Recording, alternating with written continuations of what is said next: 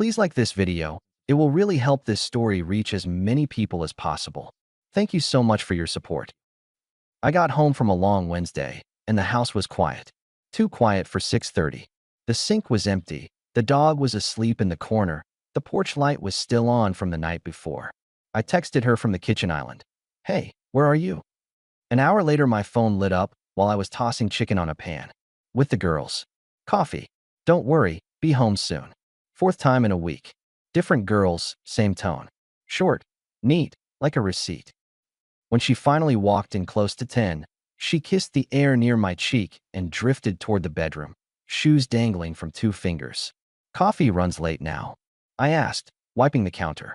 It turned into a chat. Erin waved it off, pulling a hoodie over her hair. "You know how we get. Don't turn it into a thing." "That depends," I said. "Is it a thing?"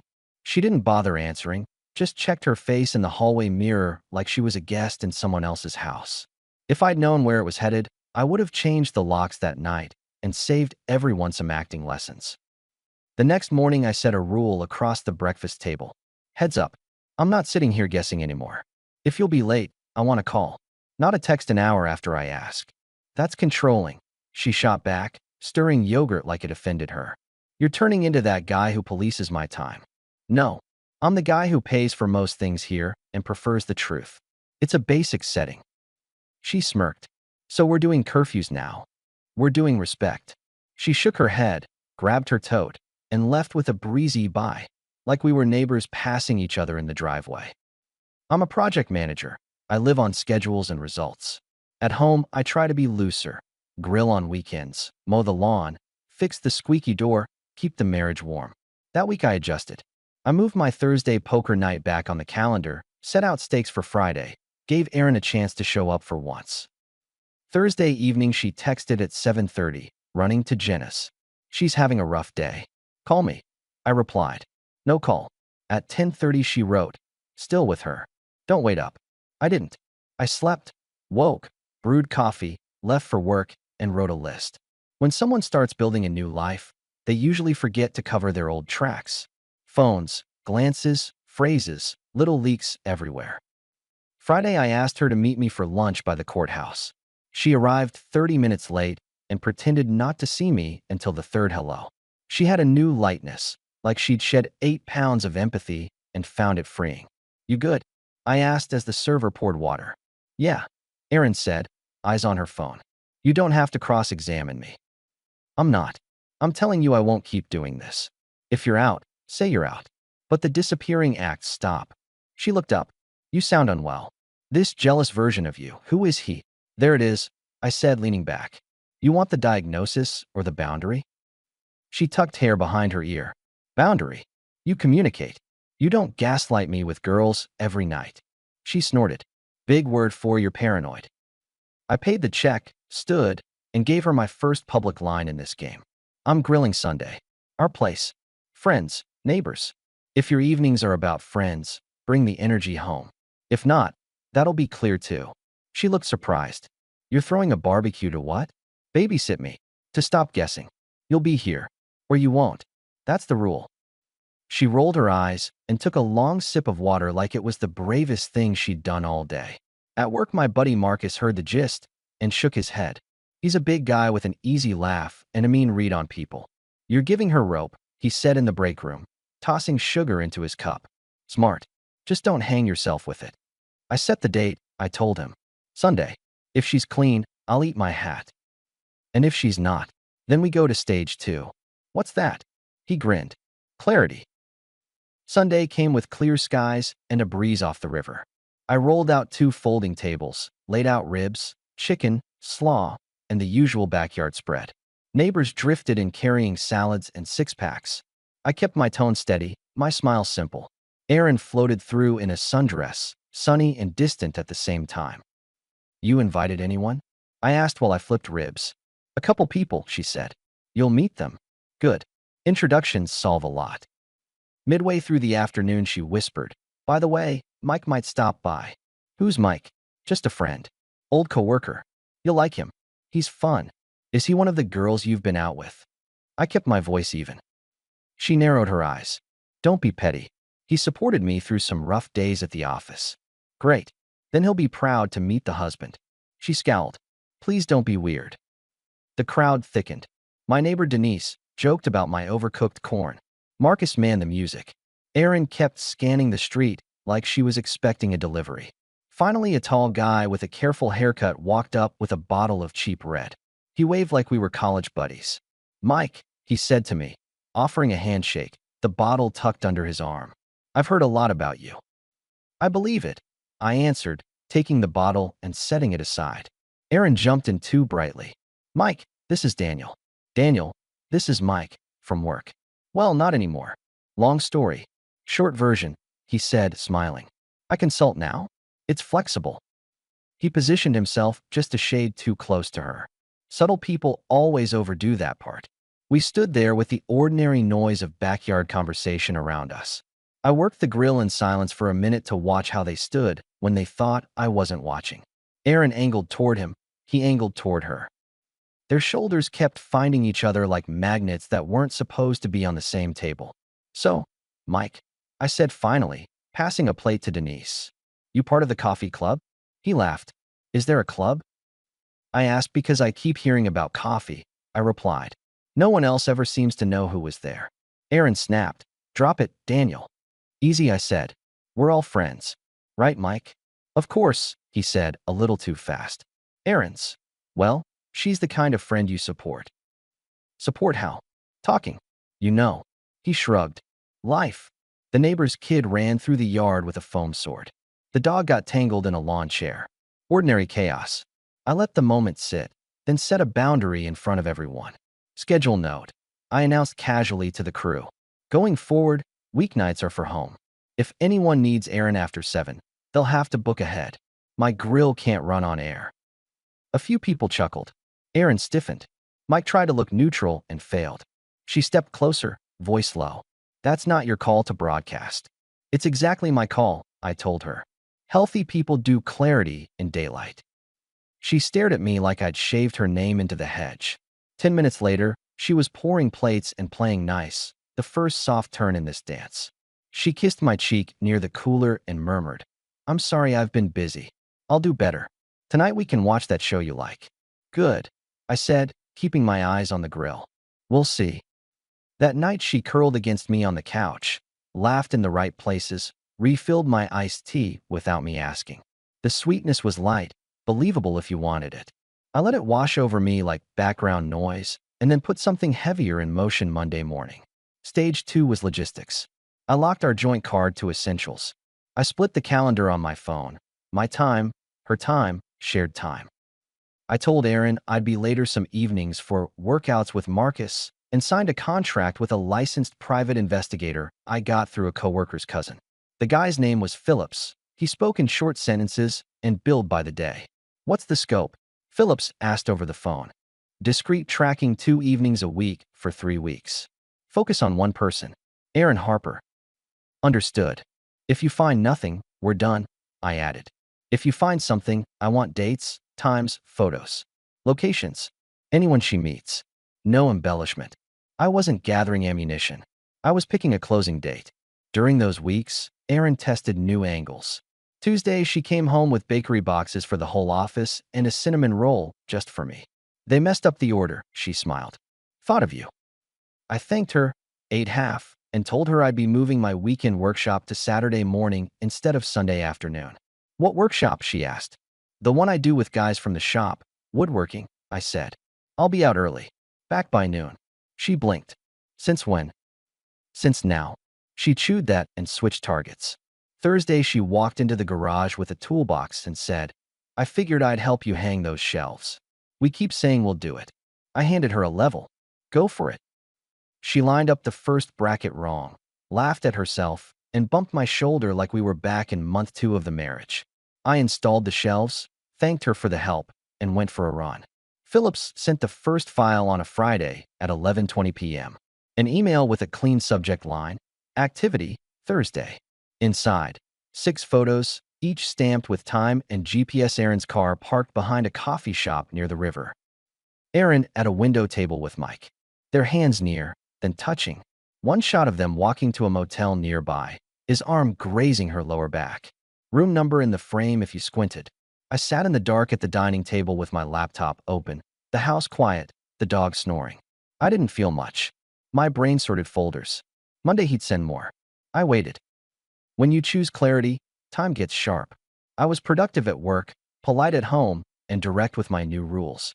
Sunday dinner is early now, I told Erin the next week. 5. If you make other plans, they're other plans. I won't wait. She smiled thinly. Wow, you really think this is attractive? Let me pause the story for just a second. If you're still listening, please hit the like button on this video. It really helps YouTube show this story to more people. Thank you so much for the support. Now let's get back to the story. I'm not trying to be attractive. She upped the warmth that night, another illusion. She made salmon with lemon, put a candle on the table, asked about my dad's doctor appointment. She reached for my hand and held it across the table, just long enough for a camera, but we were alone. I know I've been distant, she said. I'm stressed. I'm sorry. I'll prioritize us. I'm listening, I said. I'll react to consistency, not a moment. How romantic, she muttered, dropping my hand. Phillips delivered the rest like a machine. 2 more weeks. Same coffee shop. Same off-ramp. Same motel. Once, a late movie. Another time, a long walk to a bench behind the farmer's market. A pattern that could testify without speaking. I asked Erin on the 3rd week, casually, "What's on your mind lately?" She brushed crumbs off the counter. Nothing unusual. You. Just work. And Sunday, we're grilling again. Marcus is bringing that hot sauce that makes him cry. She laughed. I'll make mac and cheese. Invite Mike, I said, taking 2 plates to the dishwasher. Since he's such a dear friend, might as well keep building the community. Her spoon froze against the bowl. You don't like him. I don't know him. Let's fix that. She looked at me for a beat. Fine. I'll ask. He came. Erin eased him in with backyard small talk like they were in a commercial. He asked about my smoker, my job, my truck, leaned on the fence like he lived there. I watched how he avoided looking at the back door when Erin went inside. We were doing theater for a crowd who preferred food to drama. After everyone left, Erin sat beside me on the porch steps. See, she said softly. He's harmless. Everyone is harmless until they aren't. You're exhausting. I can live with that. 2 days later, Phillips sent the final file. It was thorough enough to count the tiles on the cafe floor. Alongside the photos, he included Mike's address and, because he's diligent, a note that Mike was married. The name of his wife followed, and a public record hinting at their lease renewal. Phillips didn't editorialize. He just delivered data. I scheduled a conversation with a lawyer for the next morning before work and got the papers in motion. I didn't announce anything. I didn't fight.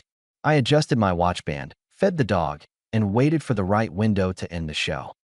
Then came the night that broke the illusion in front of my eyes.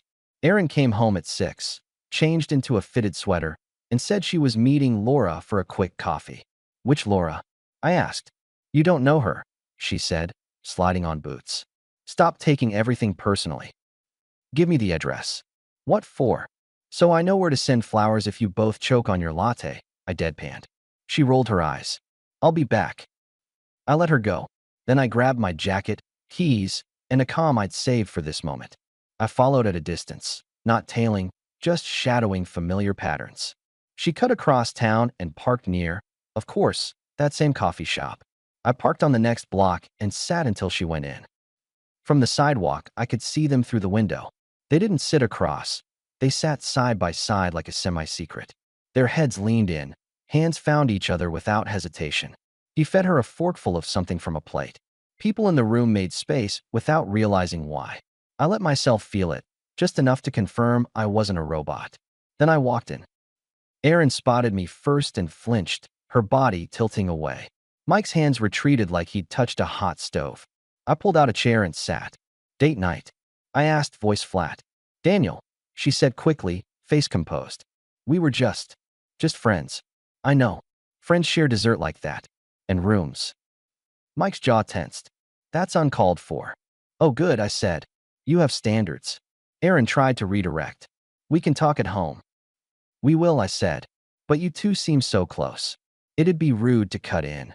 Mike pushed back his chair. I don't appreciate the insinuations. Insinuations?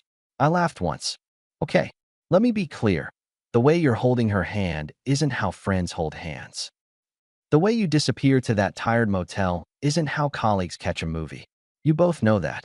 You're just betting I won't say it aloud. A couple at the next table turned, then looked away. The server hovered, unsure. Erin's eyes flickered with anger and fear in some mix that used to move me. Not anymore. She scraped her chair back. We're leaving. I'm done here, I said, standing.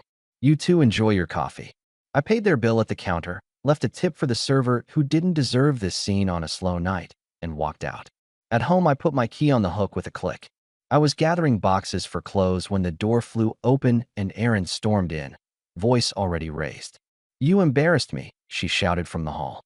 You had no right. I stayed calm. I told you the rule. You broke it repeatedly. You're paranoid, she shot back. You've built a story because you can't handle that I have friends. You owe Mike an apology. No, I said. Yes, she insisted, stepping into the kitchen. You will call him and apologize. You will fix what you just did. I watched her for a beat, then nodded. You're absolutely right. I'll do it now. She blinked, surprised by how easy that sounded. Good. Tomorrow is fine. Now, I repeated, grabbing my jacket. Wait, where are you going? She moved to block me. Not tonight. I'll be brief, I said, brushing past. I'll make it right. She grabbed my arm. First real grip in weeks. Tomorrow. Can't. Schedule's full. I drove across town to the address Phillips had supplied. A tidy two-story with a trimmed hedge and a porch swing that squeaked once in the wind. I rang the bell and stepped back. After a moment, a woman in her 30s opened the door, guarded and tired in that way you see on people who do everything and get credit for none of it. Can I help you? She asked. Is Mike home? I asked politely. Tell him Daniel's here to apologize. Apologize for what? She asked, frowning. For disturbing him and my wife at the cafe. Her eyes narrowed. Excuse me. Please, I said, raising a hand. I won't take long. She called into the house. Mike? He appeared behind her in a t-shirt and sweatpants, color draining from his face like I'd cut a wire. Daniel, he tried, forcing a smile that didn't reach anything. This is not. Mike, I said, simple and cool. I'm sorry I got heated when I walked in and watched you feed my wife pie. That was rude of me. Friends should share dessert in peace, and they should be allowed to check into a motel afterward without the husband interrupting with questions. That must have been annoying. The woman's head snapped toward him. What is he talking about? Mike stammered. He's confused. I pulled my phone and tapped. Photos bloomed one after another. Hands at the cafe. The motel sign. The room door. The two of them walking 20 feet apart to look like strangers and failing to hide how their bodies wanted to close the gap. She stared, then made a sound that wasn't language. Is this a joke? No, I answered. It's a timeline. She was breathing hard now. Mike, what is this? He tried denial one more time, then turned on me. You're out of line. I know the line, I replied. You crossed it. That's between you and your wife now. She looked at me, eyes wet and ice cold at the same time. Your name? Daniel Harper. I told her. I gave her my number as she dug for her phone. I won't be part of whatever comes next, but you may need corroboration. She nodded once, sharp. Thank you, she said. It wasn't soft. It wasn't for me. It was for the facts. I left them arguing on the porch. No shouting, just that low, brutal tone couples use when something snaps and you can't tape it back together. When I pulled into my driveway, Erin was waiting on the steps with her arms folded, trying to look imposing. Well, she demanded. Done, I said, stepping past. His wife appreciated the visuals. I think Mike feels very forgiven. Her mouth fell open. You went to his house. Yes. You're unbelievable. True. I locked the door behind me because I like the click. She followed, voice rising again. What pictures? What did you show her? I opened the file on my phone and turned it toward her. I didn't zoom in. I didn't narrate. I let the sequence speak. No, she whispered. That was my line, I said. Daniel, please, she started, moving closer, her tone shifting from fury to a soft, urgent pleading. This got out of hand. I should have told you I was confused. It wasn't what you think. We were just. Don't. I cut her off. Don't make me insult you by pretending this requires philosophy. The papers are moving. We're done. You filed. Yes. You can't. I can. And I did. Grab a bag. She sat on the edge of a chair and tried a different tactic, the last illusion. Syrup. I'll fix it. I'll block him. I'll go to counseling. I'll quit my job if that's what you need. I'll be different. You know me. I know your choices. I replied, checking the deadbolt out of habit. You have 30 minutes to collect what you need. The rest you can arrange to pick up with someone else here. I'll be changing the locks when I step out. You're not serious. I'm finished. She stared at me, an expression I'd never seen because she'd never been forced to imagine a version of me that closed doors. Then she moved. Suitcase, drawers, frantic energy, bathroom bag, sweater, shoes. She spoke into the air as she packed. I messed up. Don't narrate, I said. You're punishing me. I'm ending this. Can we talk tomorrow? No. The dog watched from the corner like he knew better than to get involved. I opened the front door when she finally rolled the suitcase into the hallway. She looked small without the performance. Where am I supposed to go? She asked. You've got options, I said. You've been cultivating them. She shook her head. You won't even try? I tried for weeks, I said. You tried me. She stood one more second, waiting for mercy I no longer carried. I kept my face calm. She rolled the suitcase down the steps and left without another word. The taillights disappeared at the corner. I changed the locks. It's a simple job, 4 screws per knob. The new latch clicked shut with that clean sound I wanted to hear in my head. The next morning at work, Marcus handed me a coffee and didn't ask a single question. He just said, "You good?" "I'm free," I answered. He nodded. "Then you're good." The days that followed were quiet in a way I hadn't felt since the early years before marriage, when your home is a place and not a stage. I boxed her things and labeled them. I answered one text from her number with, "Contact my attorney." Then I blocked the number. She tried from email, same response. She tried from a friend's phone, I didn't engage. What happens after the curtain falls is never as dramatic as the show before it. It's better. It's a man making eggs exactly the way he likes them. It's me changing my gym time to mornings and actually sticking to it. It's the house running on order instead of on pitch. It's neighbors waving without calculating which version of us they're getting today. A month later, the paperwork was complete enough to breathe differently.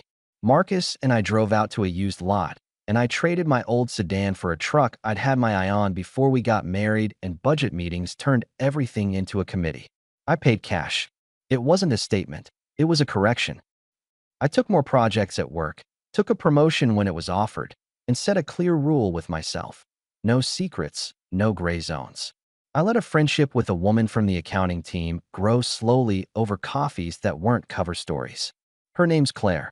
She has a dry wit and doesn't pretend to like things she doesn't. We walked the river path on Saturdays. I told her the truth in simple terms. She nodded and told me hers. Sometimes, on a Sunday, I'll grill with Marcus and Denise and a couple of new faces. The dog sprawls under the deck. Claire steals fries off my plate, and we talk about utterly boring, good things, work, movies, whether the ribs need more smoke. No theater, no whispers. As for Aaron, I hear things through the small-town rumor mill that is 2 degrees of separation in any American suburb. Mike's wife moved out first. Then I heard Mike disappeared from his consultancy's website. Aaron bounced between a couple of places and a couple of stories. None of that is my problem. I don't keep score the way she did. I just live.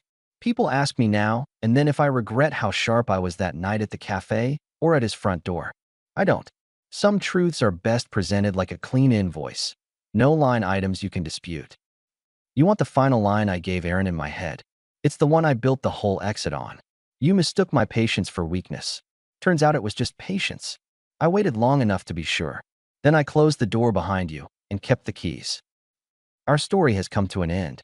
If you've made it this far, how about subscribing to our channel? It helps us immensely. I've selected 2 other videos for you that I'm sure you'll enjoy. Feel free to click on them. I'll be waiting for you in the next story. See you soon.